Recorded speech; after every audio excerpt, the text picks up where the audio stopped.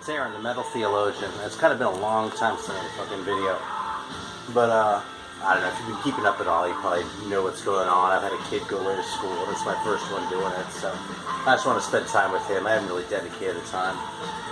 Didn't listen to a lot of records for a while either, which is really atypical for me, but I was spending a lot of time just like hanging out, like watching streams with him and shit like that. Kind of just doing more shit that he wanted to do, so, you know, still listen to some music, but, you know, not like, you know, non-stop like I'm usually inclined to do, so.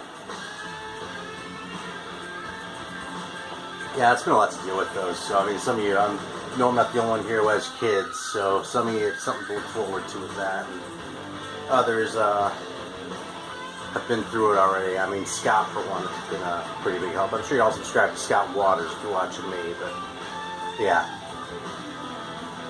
He's been awesome in that regard. And you know, on that note, too, I appreciate everyone who's checked on me. A few of you have.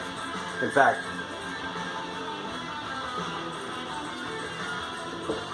I might as well go ahead and talk about this. Mr. Tom, High Rant District, actually sent me this record from like a local Portland band, which was awesome, because first of all, it's great. I actually cheated and listened to it online, like, after it came, so I haven't cracked this open yet, but, you know. Personalized letter, too, and, like, the Xerox from an article from a local paper, which is, like, an interview with them and shit like that. It's just a really thoughtful package, so I hope you all are subscribed to High Rant District, too. That's one motherfucker who will show things I've legit never heard of. Like, he and Stavros, Spinning Greek, man. Those are the guys who are most likely to show something where I'm just like, no fucking idea. And not just one thing, but like several in a row, you know? So anyway, this is like a current band. They're like 20 years younger than me, I think. And they're fucking fantastic. 3-piece, great showmanship. And this is a self-released record. So yeah, Soul Grinder. Check them out, man.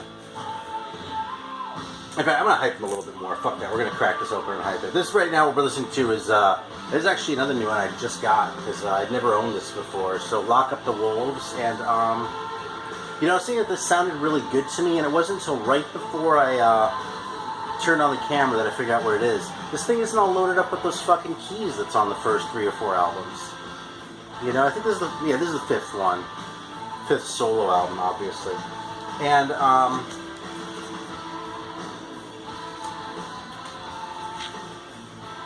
yeah,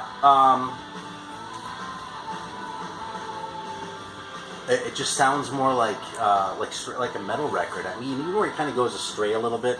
Like, there's just some long-ass ballad in the middle of side one that's really kind of shitty. And, I mean, that song which just finished right there wasn't exactly, you know, the be-all, end-all when it comes to metal. But, yeah, I don't know, man. The songs are as good as they ever are on the earlier records, and it doesn't have all that keyboard shit. So, overall, I have a pretty favorable impression of it. Actually, speaking of Scott Waters, I kind of grabbed that because he talked about that not too long ago, and I really just kind of ignored it. Because by the time that one came out, I kind of didn't give a shit about Dio anymore.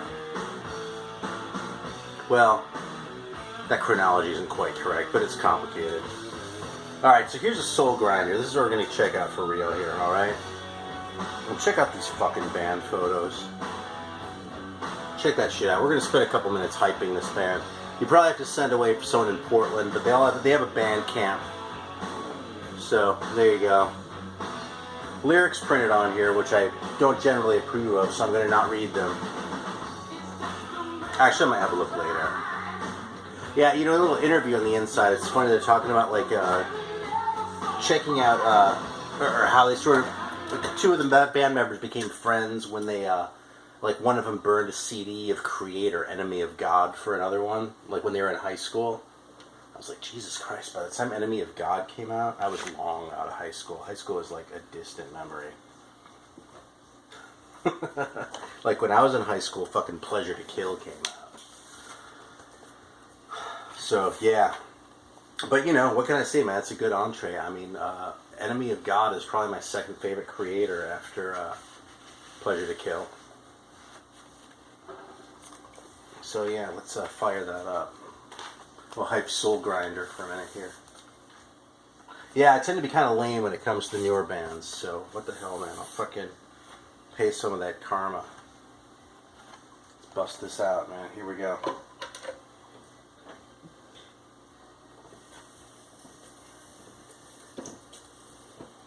Yeah, this is like a legit self-release, too. Yeah, there isn't even a label name on here at all. Surprised they went to the trouble of having the fucking thing shrink wrapped.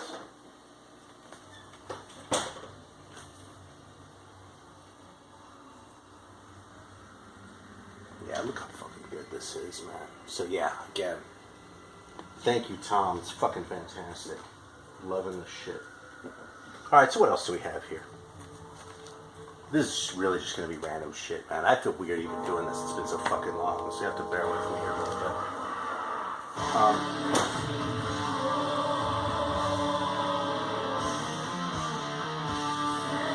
It's totally legit, isn't it? It's fucking great.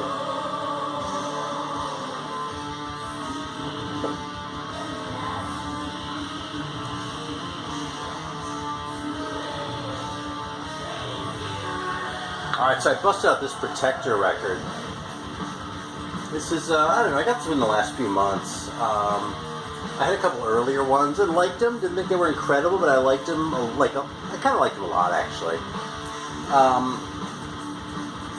I'd call these guys probably among German bands like a second-tier band. If I'm putting like Living Death at the top tier, I'd probably put these about the same level where I'd put Tankard. And that's really a pretty high level at this point. So after being down on Tankard for a lot of years, put them up there. Just not quite at that Destruction, Living Death, Creator level, you know, or Sodom, that kind of shit. So anyway, this is very deathy. Actually, it's deathier than the first couple records, but it's still a really solid, just like, you know, sort of speed metal record, you know. And I like the fact that it's a small band, and they just do a lot of things right, you know. So yeah, it's an interesting record. I suppose it kind of, at least for me, not really knowing either band all that well as they probably ought to, it kind of sounds like the early Death records to me to a certain degree. It's actually a little bit later than those, but, you know, they have that sort of deathiness to them, but it's still like really more of a thrash thing than a true death metal record. So, yeah. So it's a cool record. Yeah, speaking of death, actually, I pulled this one out again, but I think everyone knows that one. Here's another one that I don't think I've talked about before. This is a Sordid Deep, and this record is like, goddamn, like 90 or 91, 92. So you know, again, it's new for me to listen to records as late as this one. You know, I've kind of been sort of branching out in that direction. But this record's awesome, man. I've actually been playing this one kind of a lot. Again, it's a thrash record. It has some sort of deathy moves on it, but it's probably less deathy than the Protector one, you know what I mean? This is really a thrash record. It has some kind of like technical moves to it though too, but not so much where it's as challenging as like a Voivod or something like that. I mean, y'all probably know that I love Voivod, right? But you know, you have to be in a certain headspace to appreciate that. Or a band like Mekong Delta or something like that, where it's like really challenging. These aren't quite at that level, and it really manages to walk that line between being really interesting, as far as sort of the way the songs are put together and all that stuff goes. Just an easy record to listen to and just sort of kick back and like enjoy while you're, I don't know, washing the dishes or whatever, you know. So yeah, there we go. Assorted. I think this is their second record. I really don't know very much about this band. This is the only one I have. It's called Mind Waves. And, yeah, I didn't even give a year on this. I was sort of kind of trying to, but what does it say? Yeah, I don't see it. I don't want to just sit here and, like, look at the thing. Anyway, it's another German one, too, so I think they're German. They might be Austrian or something, but I'm 90% sure they're German. Yeah, they're in Germany. Alright, what else do we have here?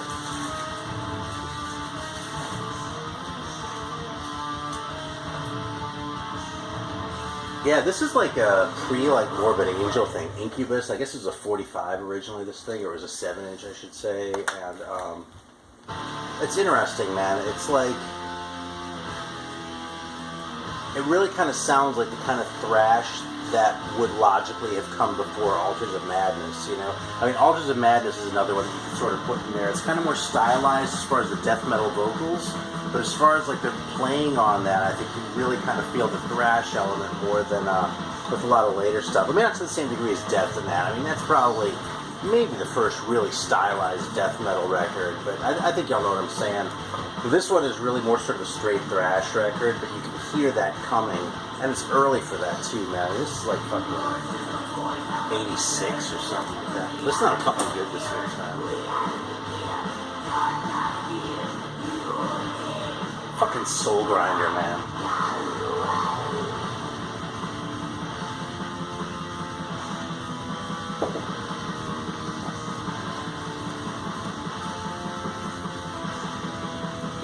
So I pulled this out because I've been watching a few videos here, and I've been a pretty shitty vinyl community citizen lately. I mean, I'll just own that. I've been watching a lot of videos. I've been making videos, and when I have been watching videos, I often haven't been leaving comments. I actually pulled this one out because I watched a Harmless Rebel video, though, where he was talking about a record that made him feel really uncomfortable. And I mean, I'm not religious at all anymore, but like back when I was religious, this band fucking scared the shit out of me. So I can totally relate. But I was like, man, I haven't listened to that in a while, and I do love Deicide. So here it is. I heard a story about this record. I don't know if this is true or not, but it's the sort of thing I want to believe. I heard they went in the studio and like played the whole record, and then they like looked at the time, or the producer did, and went, shit, man, this fucking thing is it's too short. You can't call this a whole LP. So they're like, oh, okay. So they played all the songs again, but just a little bit slower. So it like came out to like the 33 minutes or whatever this thing just barely is. So, like I said, that story might well be apocryphal, but I want to believe it. Yeah, what else do we have here? There's another weird one, actually. AWOL. It's like a private press, like super private looking. I mean, like two guys in the band. You don't think they're black metal, right? With two guys in the band like that. But no, this is Staten Island from '87. And this is surprisingly Van Halen-y, this record. As far as like the guitar playing goes and kind of the noodliness, but it still stays in the songs. It's a pretty enjoyable record. It's not like my all-time favorite, like, private press metal record or anything like that. But for what it is, where especially with that cover, it really looks like it could kind of suck and just, like, you know, just fucking choke itself on the jokiness. It's actually pretty fucking good, you know? It's noodly and, like, really sort of guitar lead heavy without, like, going down the party metal route either. You know, like The Forgotten Child or something like that, where they just kind of lose me a little bit with that sound. So, yeah, overall, man, I think it's a thumbs up. I mean, it's pretty hard to come by anymore, so unless someone reissues it, I don't know if it's really worth searching out, but it's worth a listen online. And if you come across it cheap, grab it, you know. There we go. I'm pulling shit out because I'm trying to shout people out a little bit, man. Eric Bauer put me onto this one. I might have talked about this one in my last videos. I don't fucking know, but I'll tell you, I always ignored this band because they were called Numbskull, and if there's anything worse than a name like Numbskull, it's when they spell it wrong to try and like make it somehow cooler. I was like, fuck that shit, man. It's fucking stupid assholes. They probably sound like fucking I don't know, Korn or something like that, you know? Well, they don't. They sound fantastic. It's like, it's thrash. It's really not death yet, you know what I mean? This is a thrash record, but it's really aggressive. And not just aggressive in terms of like the speed, but just in terms of the sheer ferocity. They do not sound like a band that would be called Numbskull. It's really kind of weird to me that they made that unfortunate naming decision, but hey, that's the way it goes. Yeah, Ritually Abused. That's actually another thing, you know, it's like they go with the really anti-religion route, which is kind of more of a punk thing to do than a metal thing. Metal is kind of more straight up Satan generally, and I just showed the Deicide, so obviously there's some notable exceptions, right? But they kind of managed to stage this side of that too, like on the metal side of that, without going too far down into the punk thing. Oh, the most important thing is the sound, man. This is a fucking hard, aggressive thrash record, so that's important, man. It's yeah, it's really good. Apparently, on this reissue, this is a Relapse reissue a couple of years ago. Apparently, they really fucked up the song order real bad. But I just kind of put it on and listen to it. I think it sounds great. So what can I say? If I ever come across an original, I'll grab one. I'll grab it. But in the meantime, I can live with it. Yeah, it's funny, man. I've kind of been reaching for a lot of death metal lately. Like, Incantation, man, Onward to Golgotha. This is fucking fantastic, man. These guys are so good. These guys are a little bit opaque, I think, and maybe even more so on this other one, which is the only other one I have right now. But yeah, this one, Upon the Throne of Apocalypse, which I guess is like the rough mixes for their second record, but it's around and cheap. Yeah, Mortal Throne of Nazarene is what it says. So there's one that was too rough for the label. I don't know that it's really any rougher than Onward to Golgotha sounds. I mean, I think it's pretty listenable as listenable as most death metal, you know. And I don't know that it would have benefited much from a cleaner production or anything. But it's definitely sort of wall of sound type of death metal, you know what I mean? And by opaque, and calling it that shit's kind of opaque, it's like the tunes are there and all that kind of shit, but you sort of have to listen to it and like engage with it on that level, you know? Which isn't to say you can't just sit back and watch a movie or something and dig it, you know, but you know, you can sort of, there are a couple different levels you can dig it on, I suppose, you know?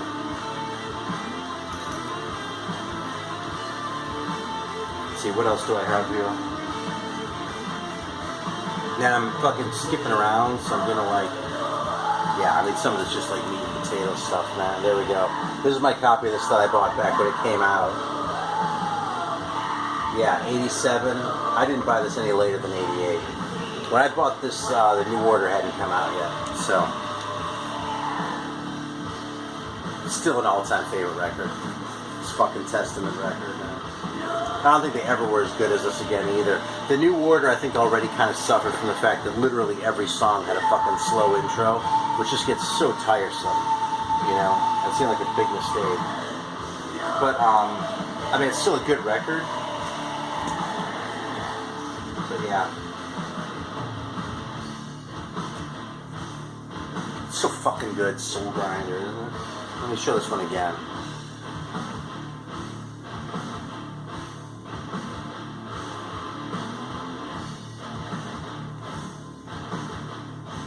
There's a fucking song here called Kill, Maim, Burn. I don't know which one this is. I don't know them very well yet, but yeah, no, we already heard that. It was the end of Lost and Damned. So good. Alright, so I think it's time to check this out, though.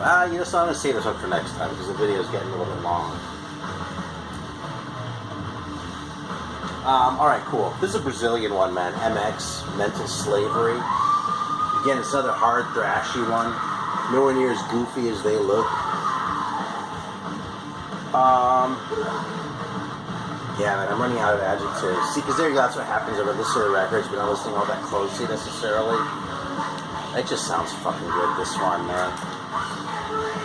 What can I say? Everyone's entitled to an inarticulate video once in a while.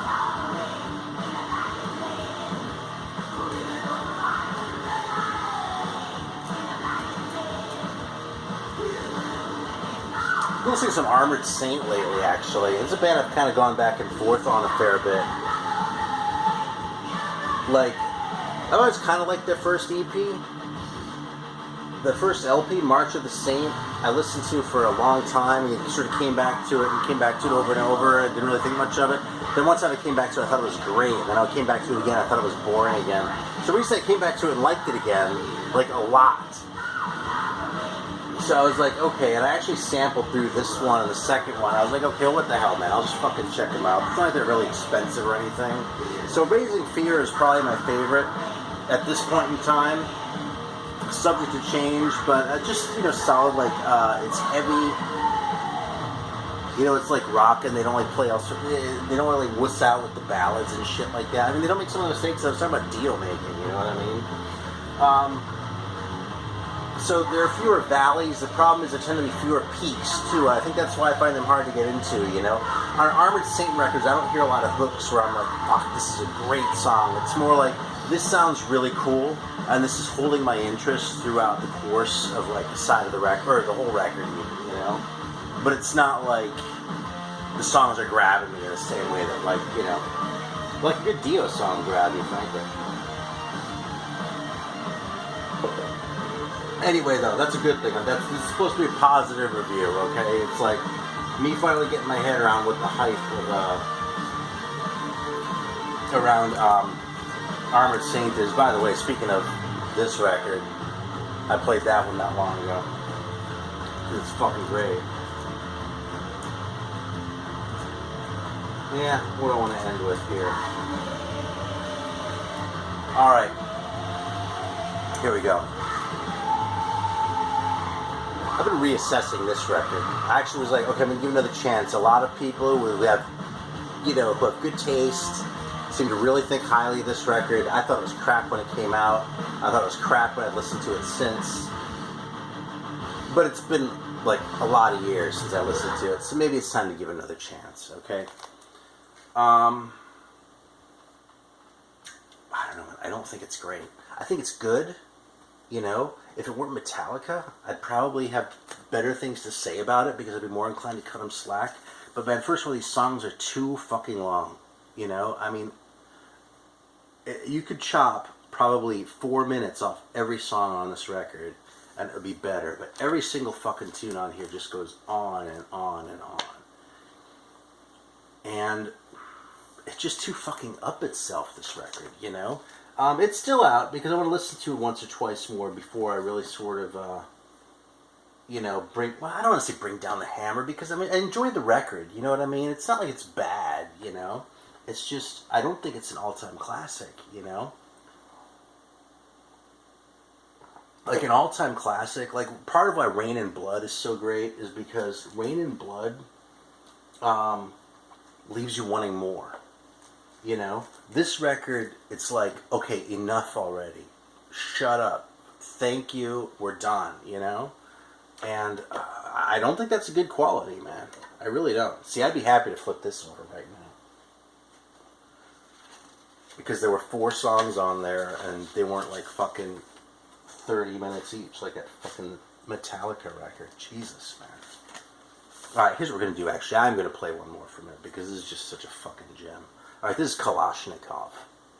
Alright, and this is from the Metal Enterprises label, which was... I don't like using the word infamous, because I think people tend to misuse the word infamous, you know what I mean? You see this in reviews and hype, stickers all the time. It's like, everything's fucking infamous. Well, fucking Metal Enterprises really is, because Metal Enterprises, pretty much everything they put out was shit. Yeah, and there's the fucking label name right there. So anyway, I was curious because this is supposed to be that. Well, this is one of the ones that sounded more like metal. A lot of it just seems like it was like fucking like AOR and just like exploitation records and shit like that. There's actually a great article about it on the Colosseum website.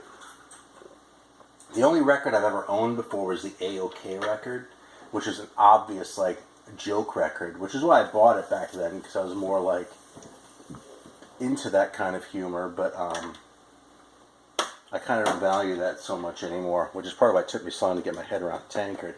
Anyway, I'm going to fire this up, even at the risk of like putting a thing, because it's just such a fucking weird record. It's just so incompetent. The vocals are just so like almost deliberately shitty. It's kind of awesome. So we're going to listen to this for a minute. And actually, while we're introing, here's another one I reassessed, just because I came across it in a while. Both these I bought at my local record shop. Fucking somewhere in time. Here's another one I've said some unkind things about over the years. But I gave it another shot. Marty Worms, and I'm shouting people out. Marty Worms has been like talking about loving this record for shit since I've known him. So I was like, okay, I'll give it another chance. Here's a copy for a price I'm willing to pay. So there it is. Listen.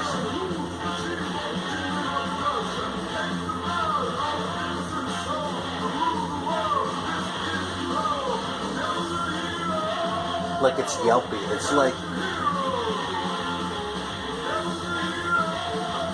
yeah, I don't know, man. It makes Paul Bailoff sound like Ronnie James Dio. Yeah, anyway, so like the hits on this one I still have a little trouble with. You know, so the things that I didn't like about this record in my recollection of it, I'm still not crazy about. Like the chorus of Heaven Can Wait is pretty awful. Wasted Years is kind of poppy. But the things that I did like about it, I still liked about it, and more. You know what I mean? I had this on tape like back when it came out, and I did listen to it a few times, and listening to it again, it's really not half bad, you know? It's not as good as the first 5, alright? It's just not at that level. And I don't think it's as good as Seventh Son either. But it's a perfectly enjoyable record, man. There's nothing to dislike about this. And overall, again, I left this one out because I plan on reaching for it a couple more times before I put it away, you know? So, what's the moral of the story? Try and get past your old prejudices. I don't know if I really made that point at all with the Metallica one. But, I don't know, man. Maybe I'll come around on that record someday. I do own it now.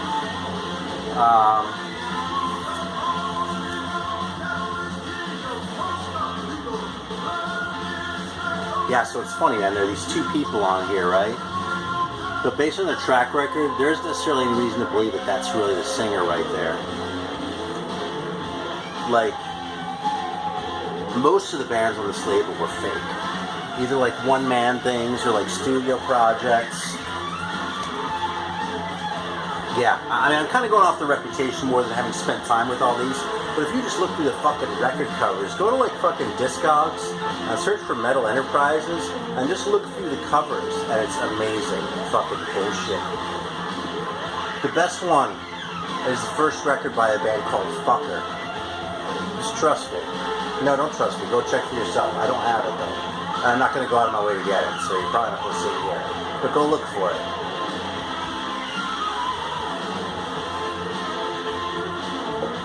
Alright. Thanks for watching. It went a little bit long, but fuck it, man. It's been a while. There's a lot to catch up on, I suppose. Yeah. And that's about it, man. I haven't been away as long as Lazarus was. That's fucking surreal. Alright. Thanks for watching. Buy the Soul Grinder. Don't buy Kalashnikov. Listen to how shitty this is, dude.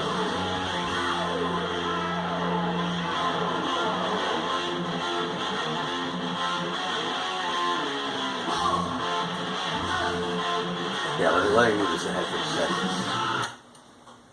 I just want to give you a little bit more of a taste of this before I hang it up because it's so fucking good. I'm all like signing off and changing my mind, but...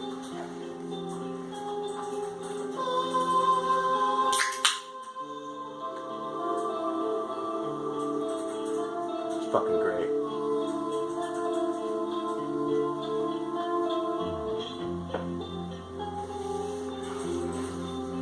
What the fuck were they thinking?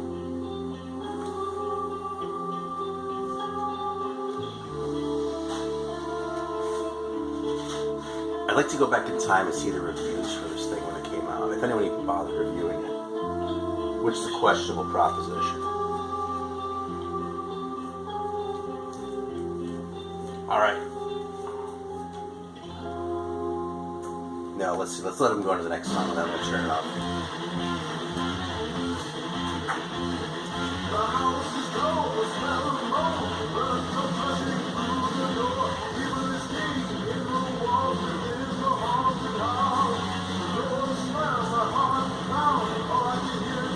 So that song was Devil's Your Hero. This is The Haunted House. The next one is Rockin' by the Graveyard, followed by Kill Your Neighbor. Alright, I might play this again next time. So I want to hang up this video, but I don't feel like we've got enough of the dose. So, y'all got something to look forward to. Take care, I'll talk to you soon.